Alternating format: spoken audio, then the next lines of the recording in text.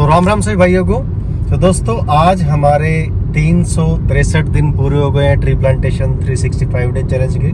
और दोस्तों अब हमारे सिर्फ 2 दिन रह गए हैं हमारा चैलेंज पूरा होने में, जिसे हम पिछले 362 दिन से कर रहे हैं। हमने लगभग 816 पेड़ लगा दिए हैं। तो दोस्तों हम अपना 1000 पेड़ का भी टारगेट पूरा करेंगे। पहले ये जो हमारा 365 दिन का टारगेट है इसे पूरा करके फिर हमें जब भी वक्त मिलेगा हम कोशिश यही करेंगे ज़्यादा से ज़्यादा पेड़ लगाएंगे। हो सकता है हम 1000 से भी ज़्यादा पेड़ लगाएं और अपनी प्रकृति के लिए ज़रूर हम कुछ ना कुछ करते ही रहेंगे। तो दोस्तों आपने इतना सपोर्ट किया उसके लिए बहुत बहुत धन्यवाद। आप ऐसे ही जुड़े रहें, हम ऐसे ही पेड़ लगाते रहेंगे। Thank you.